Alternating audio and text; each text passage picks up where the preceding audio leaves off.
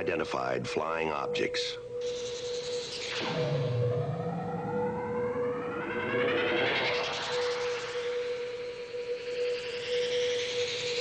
Are they proof that we are being visited by civilizations from other stars?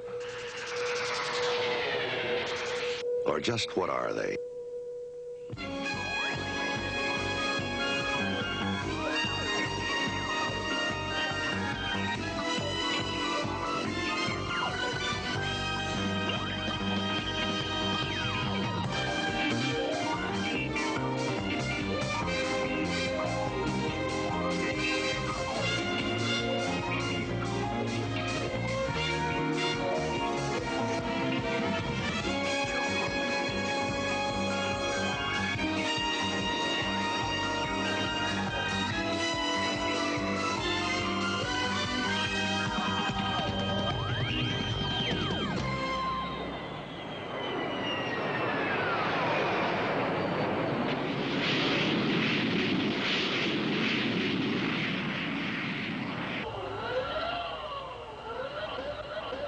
Tango 1, we have an unknown for you. No ID, no radio response. It is now bearing from you 290 degrees for 40 miles. Check arm safe and stand by for target speed and altitude. Roger, Point Andreas. Arm safe and standing by.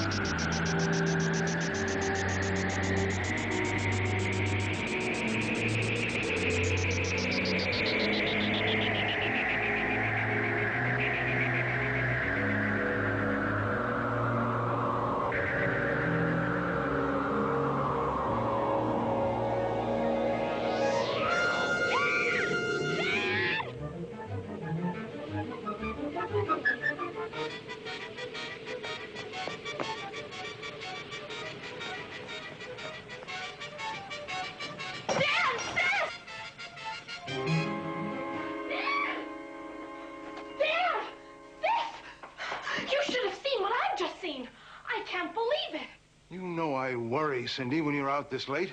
It was a spaceship. You've been at the movies on a weeknight? No, Dad. At the beach. Let me tell you. Tomorrow. It's late, Cindy. Oh, but Dad, it had funny-looking pipes poking out all over it. Oh, Sis, let me tell it. Okay, make it fast. Okay. Right after the rain, it came from around the point, with its lights flashing. Cindy, you can see a lot of pretty strange things during electrical storms. No, but Dad, it was real. It stopped right by me, right on the sand. Oh, it was real, all right. I know it was real.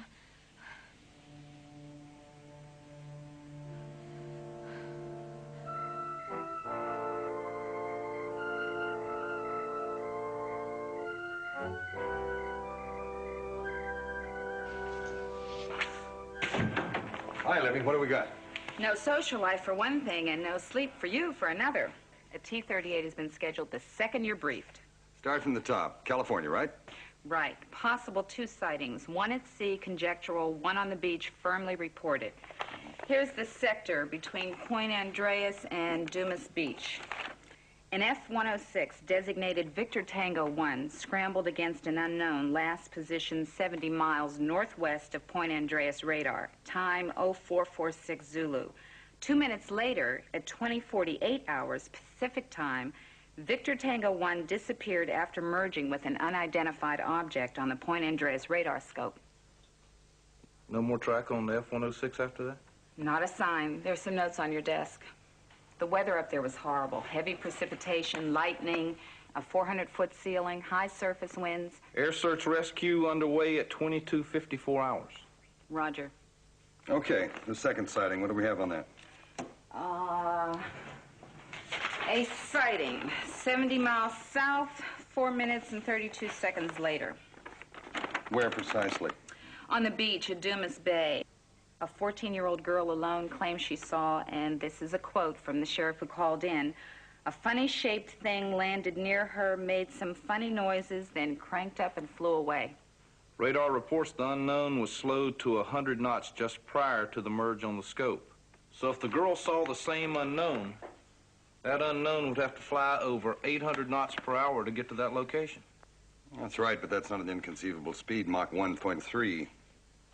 That doesn't mean the 2 sightings are related at this point. What do we have on the girl? Only the sheriff's opinion that Cindy Harper is an exceptionally bright and honest child. Okay, who do we contact on the coast? It's Colonel Bourne out of McClellan, now set up at Rescue Headquarters, Vandenberg. Okay, Sergeant, I'll meet you on the flight line 45. Okay, Captain. See you later. Bye, Libby.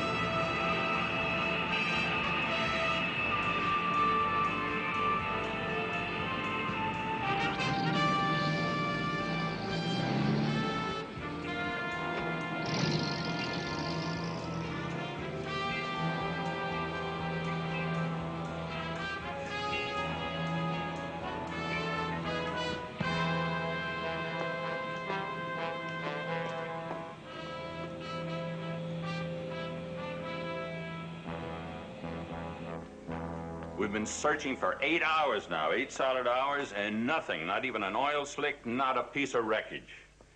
All right, Lieutenant, what have we got? Anything at all? Anything new? Anything good? I'm afraid not, sir. Well, what have you covered? 4 complete grids have been searched, sir. Juliet, Kilo, Lima, Mike. We have 2 to go. India, November. Mm-hmm. Then you repeat? Yes, sir. Beginning with Kilo. I agree. Just make sure that you've got plenty of eyeballs aboard those aircraft. I don't want 1 square inch of that ocean overlooked. Understood, sir.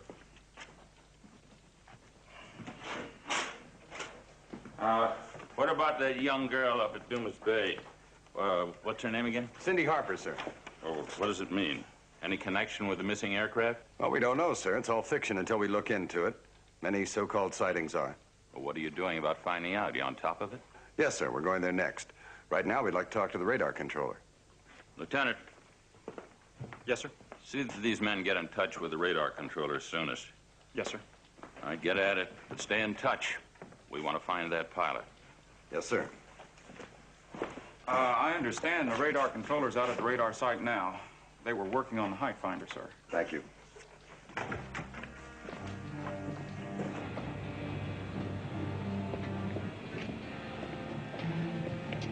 Morning, Captain, Sergeant. I thought you might like to read the press coverage first thing. Air Force jet and pilot vanish in saucer mystery. Kidnapped by alien beings. And why is Operation Blue Book covering it up? You know that's close to what's here.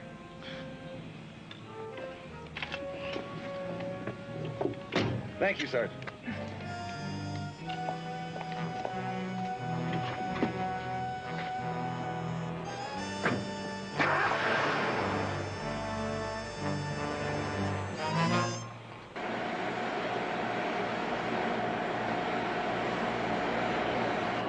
First of all, I want you to know I never said anything about any kidnapping to that reporter. All I told him was the truth. That the aircraft and the object seemed to come together and swallow it up. Hold on a second, Sarge. I want to get this all down exactly as you recall it. I got a tape recorder out in the car.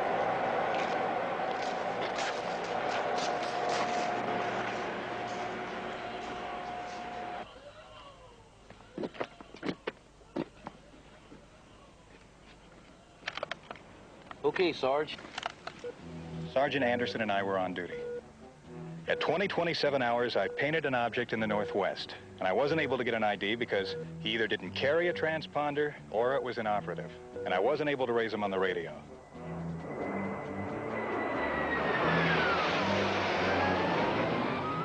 Since he was an unknown, we had to scramble Victor Tango 1 out of McClellan. Point Andreas, this is Victor Tango 1 out of McClellan. Victor Tango 1, this is Point Andreas Control. Go.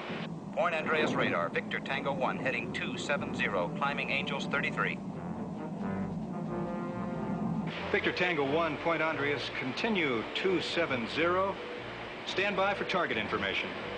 I hope you've got a hot one for me. This weather is really bad. Tango 1, we have an unknown for you. No ID, no radio response. It is now bearing from you 290 degrees for 40 miles.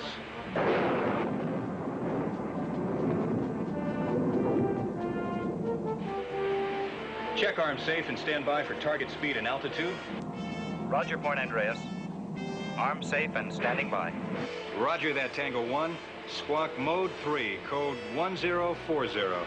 Squawking 1040. How about getting me some weather conditions for the northwest tier, over? Roger that, Tango 1. The entire area is generally reporting a 400-foot overcast. Clouds are layered to 30,000. Numerous thunderstorms with tops to 45,000. And you can expect light to heavy precip and moderate to severe turbulence. There's lightning air-to-air and air-to-ground. Roger, Andreas.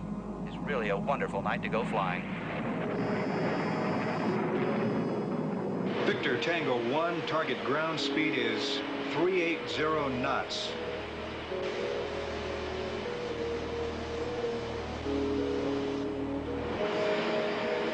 Stand by, Tango 1. He's slowing. He's now down to 195 knots. Steer 278 degrees. Target is still slowing.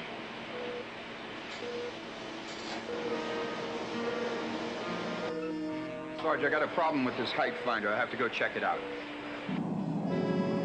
Victor Tango 1, I'm in visual conditions at this time on top. Turning 278 degrees, Angels 33. Target range now 30 miles. Stand by and be advised that we're having a minor problem with height finder. Roger, Point Andreas, I'll stand by. Have possible radar contact.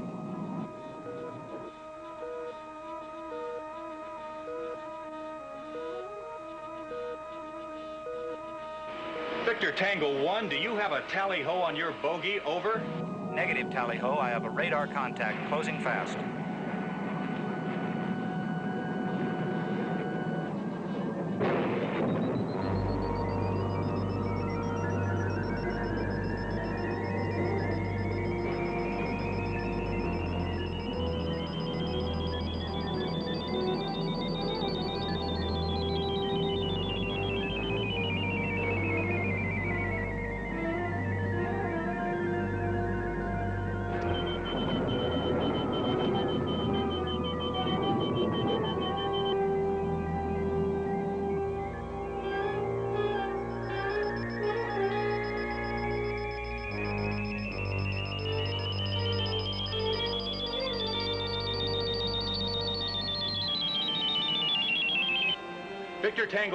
Victor Tango 1, you're starting to merge on my scope. Advise caution.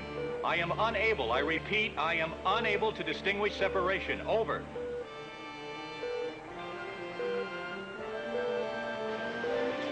Come in, Victor Tango 1. Over. McClellan Control, I have an emergency.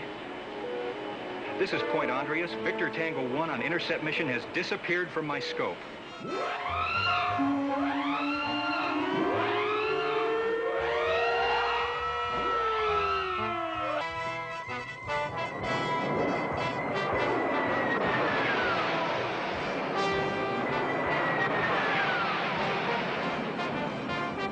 Victor Tango 1, do you read me? Over. Come in, Victor Tango 1. Over. Naturally, I got on the box right away. I got the rescue people moving, but I don't buy this kidnappers from outer space stuff, sir, but this was weird. What that other object seemed to be doing. What? Waiting, sir. It seemed to be waiting on that F-106.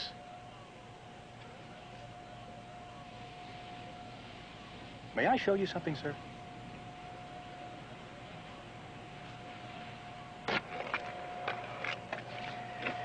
Here are some stills from the radar recording camera. It shows exactly what I mean.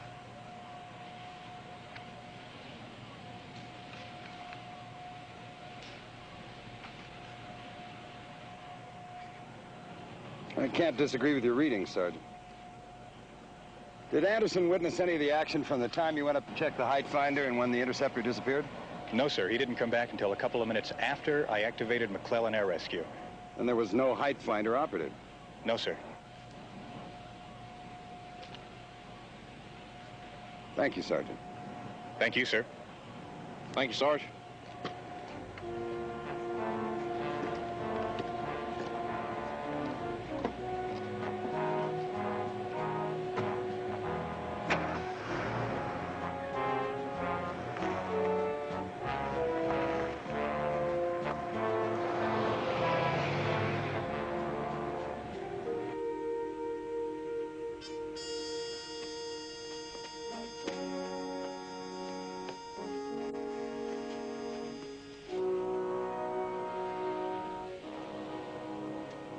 Cindy, this is Captain Ryan and Sergeant Fitz from the U.S. Air Force. Hello, Cindy.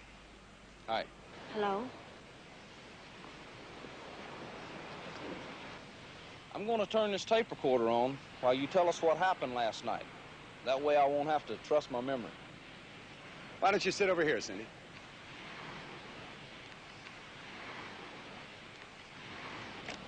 Now try and think how it all started. Well, I guess it all happened because I like to go down to the beach during storms.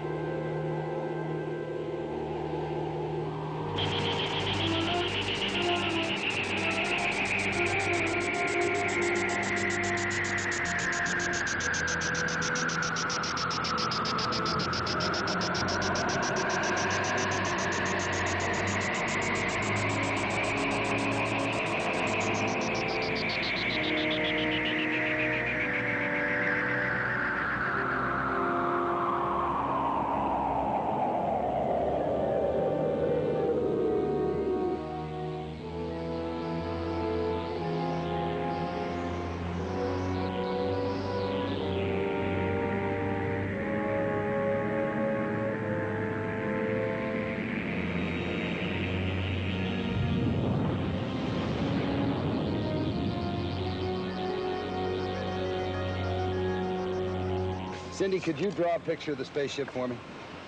I can try.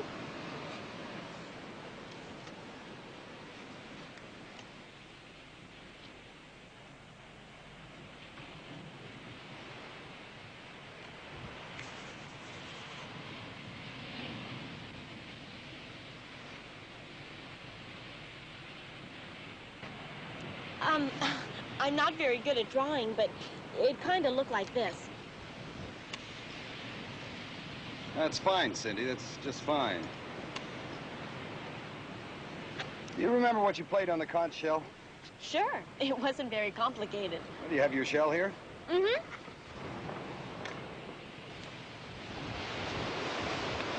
Will you play it for us, Cindy?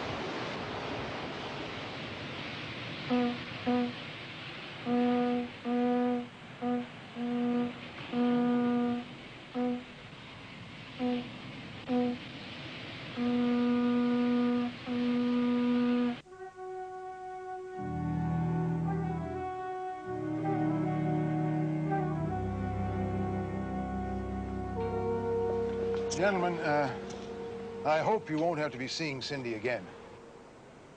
Her mother died 2 years ago. It's kind of hard to keep Cindy on an even keel. She's so active. Anyway, call me first if you do have to come back. Certainly, sir. Thank you, Mr. Harper. Thank you, sir.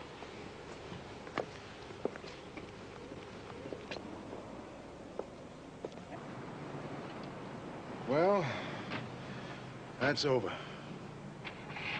I was proud of my girl. But now I want you to concentrate on your schoolwork. Forget about last night. But I won't forget, Daddy.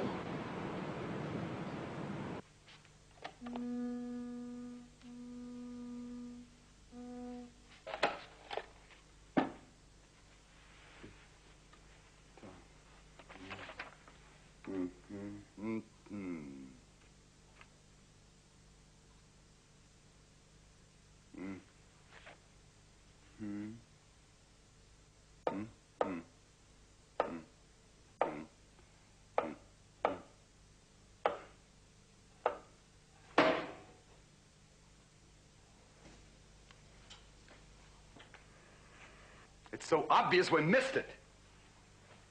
A simple Morse code. We've been analyzing chemical codes and radio call letters. Dot, dot. I. Dash, dash. M. Dot, dash. A. Dash, dot. N. I may. Iman? Iman. Hey, that rings a mighty loud bell. What? Ever hear of an astronomer named Laszlo? Well, sure. What's that have to do with it? Here it is.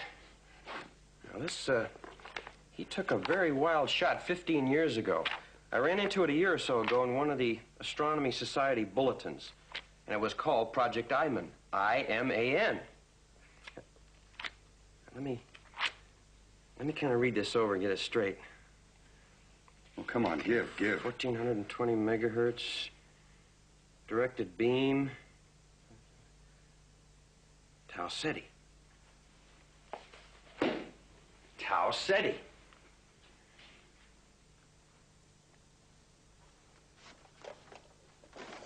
Professor Laszlo radio broadcast Morse code for the letters I-M-A-N on a frequency of 1420 megahertz directed to the star Tau Ceti, where there's the barest chance of planets and intelligent life.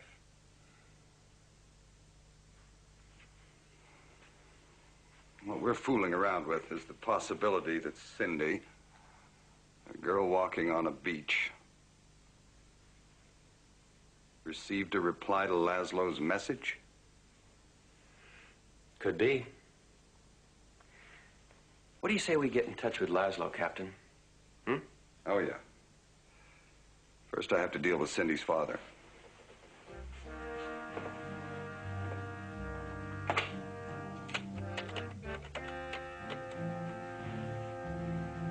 Heavy stuff. Mr. Harper, this is Captain Ben Ryan. No, we haven't finished our work yet, sir. As a matter of fact, those dot-dash signals that Cindy reported may be very important, and we want to talk to her again. I think you should know just how important, sir. Could I send Sergeant Fitz to pick you up? Thank you, sir. Goodbye.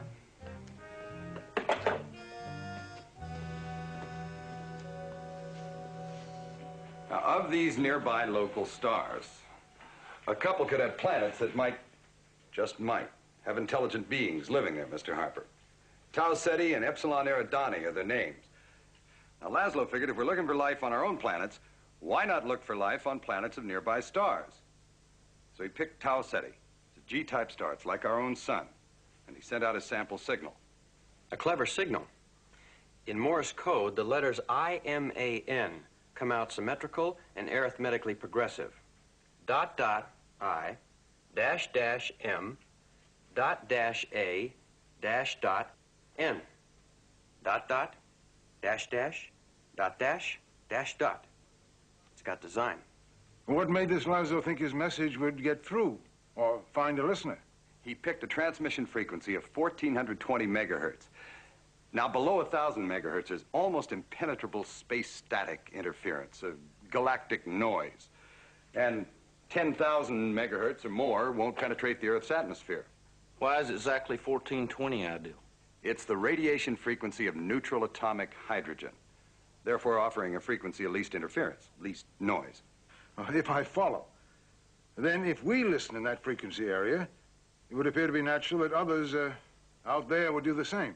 Correct. So if anyone as advanced as we are, or more, were living on a planetary companion of Tau Ceti, their radio astronomers would most likely be listening on the frequency that Laszlo sent his signal.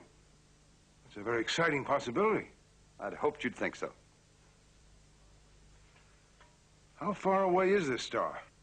10.8 light years. Some 66 trillion miles. Well, Captain Ryan, doesn't that blow the whole speculation into a cocked hat? 10 years for Laszlo's Morse code to get there at the speed of light. 10 years getting back to Earth. 20 years or so round trip, Captain. Yet you said Laszlo broadcast only 15 years ago. But remember, Cindy said she saw an umbrella antenna on that UFO. Now suppose that an extraterrestrial spacecraft somewhere between our solar system and Tau Ceti intercepted Laszlo's transmission. That's pretty far-fetched, Captain Ryan. Uh-huh. But in our business, Mr. Harper, it's a waste of time to pursue the negative. We grab at straws, anytime, any place. No matter what people say or print. Is that what you're worried about? Cindy and the papers? Of course. And Cindy interviewed by you men, Laszlo, others. Another thing, how could she possibly know anything about I-Man, Laszlo, all of it? We don't know, and we want to find out. We must. It's one of those straws, Mr. Harper, and we need your permission. That's why we've gone through all this with you. I don't know. Let me add something else. We don't know if there's any connection between the two sightings, Cindy's and whatever the missing pilot was trying to intercept, but we want to be absolutely sure. Well, I still want to think about it. What kind of a man is this Laszlo? He's a pretty crusty old bird. Thank you. Good day, gentlemen. Goodbye, sir. Harper. Goodbye, sir. Thank you very much for coming.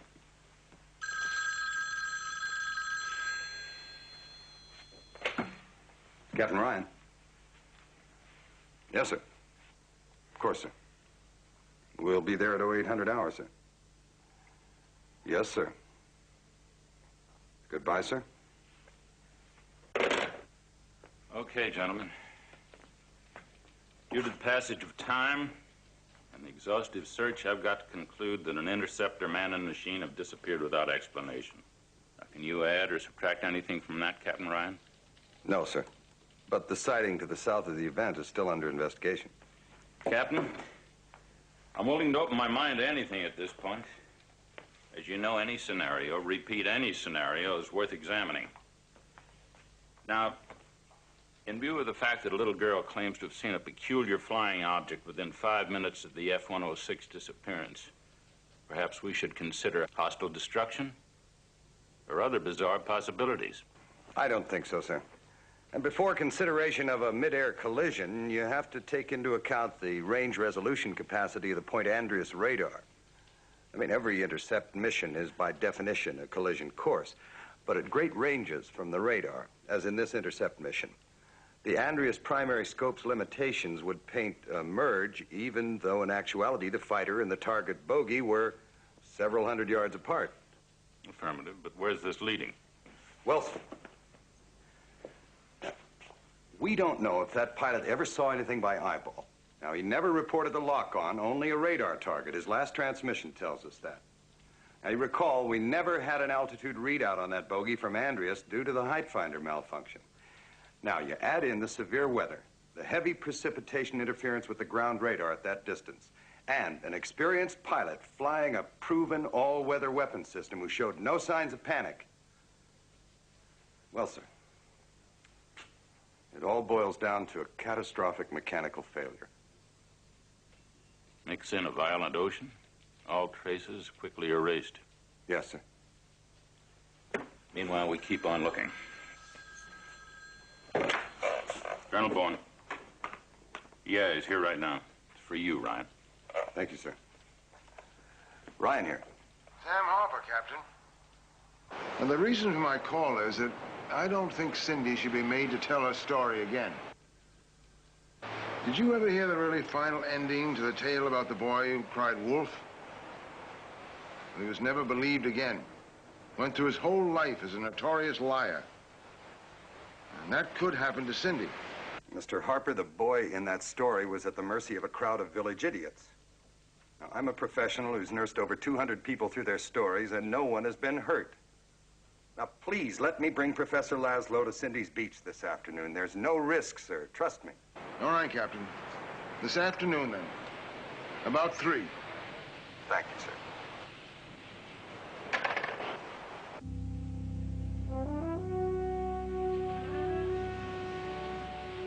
Let me tell you what Isaac Newton said once. You know who he was.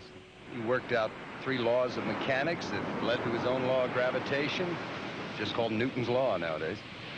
And he was the first man to figure out all the colors that are hidden in plain old white light. Ultraviolet to infrared. And after he did all that, more. Let me tell you what he said when he was an old man. He said, to myself, I seem to have been like a boy playing on the seashore, amusing myself and now and then finding a smoother stone or a prettier shell than ordinary. While the great undiscovered ocean of truth lay all around me. You see, the point is that even when he was 80, he still felt the way you do now. I mean, we're all a little frightened when it comes to the unknown. I am. You are. You? Well, sure. I mean, here I am looking into UFOs, and I worry about what I do, my job. I worry about making a mistake. I worry about misunderstanding what people tell me. I just tell the truth as I see it. That's all you have to do today. Okay, I'll be real cool. Now, I'm going to be asking you specific questions from time to time, Miss Harper. And I expect specific answers. No more, no less, yeah? Yes, sir. Begin your story. Well, when I first saw it, right over there.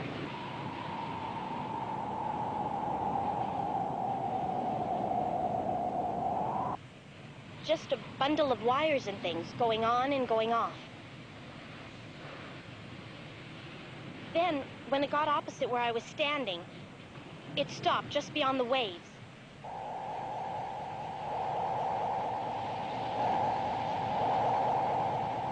How fast did it fly? Oh, before it stopped? Oh, very fast. Then it hovered. Hovered? Stood still in the air. Yes, sir.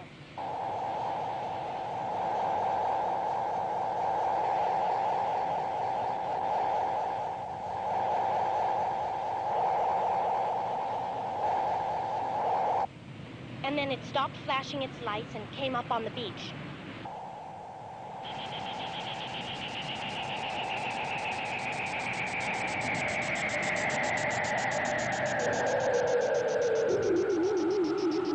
Describe it. Oh, it was so exciting. I don't even think I was breathing.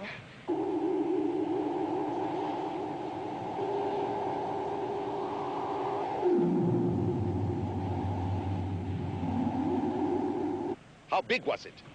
I thought it was going to reach out and get me.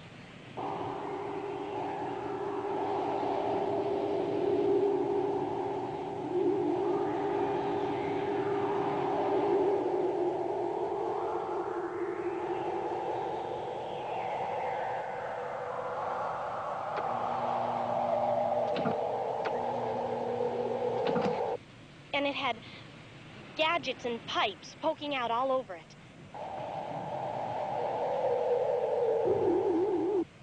And I wanted to touch it, to see if it really was real. You weren't sure it was real, huh? Oh, well, sure I was sure. And then it started sparking and spitting.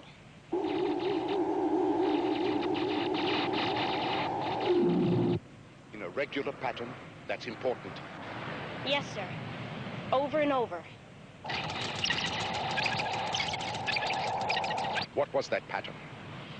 Dit, dit, da, da. Dit, da, da, dit. Are you sure?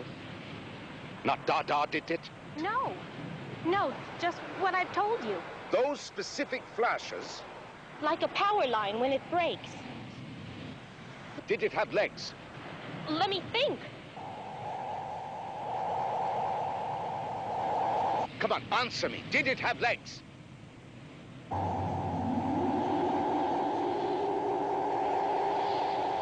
Answer me! Take it easy, Professor. All right. You reported an antenna on that object, yeah? You mean... I mean an antenna. Long arms.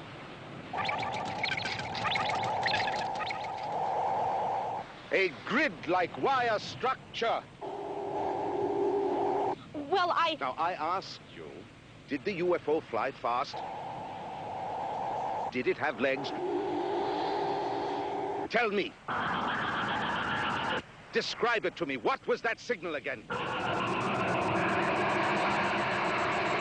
Tell me. I've already told you. Answer me. Tell me. Stop it. Answer me. Stop What were the signals again? Stop it! That's enough.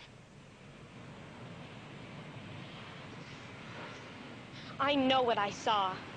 And I know what I heard. And I could care less what you think. Leave me alone. Please, Daddy.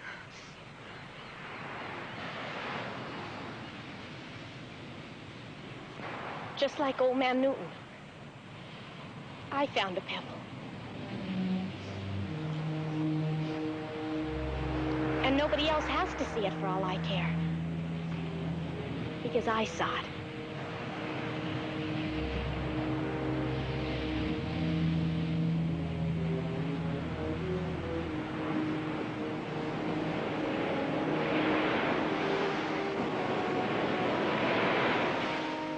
That was a completely insensitive performance. But I do know why you did it. I couldn't beat down her story, much as I tried, could I? Well, I found out exactly what I needed to know. That's why I'm here today, and that's what counts. Me and that signal. You believe Cindy? Of course. What's your conclusion? Well, it won't be of much use to you, because Miss Harper's UFO could have been some fool who had built an odd helicopter in his garage and went around scaring children. Or telekinesis combined with autohypnosis. Or my signal to a star has been answered by a spacecraft.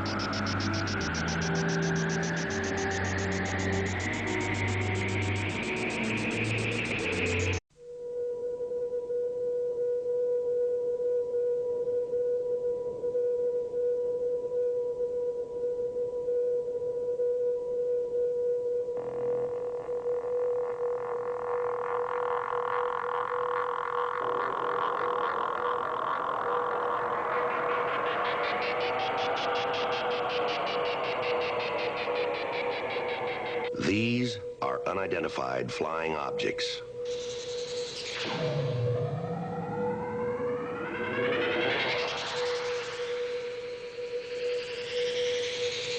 Are they proof that we are being visited by civilizations from other stars?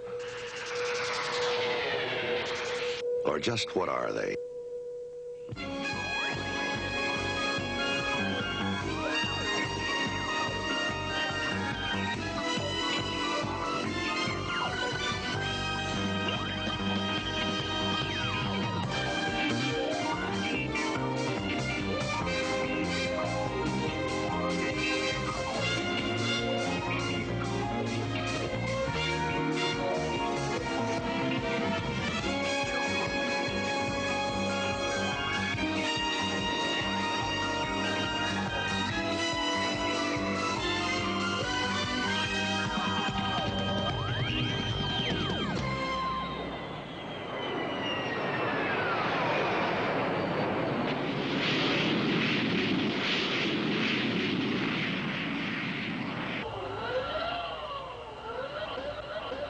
Tango 1, we have an unknown for you. No ID, no radio response. It is now bearing from you 290 degrees for 40 miles. Check arm safe and stand by for target speed and altitude. Roger, Point Andreas. Arm safe and standing by.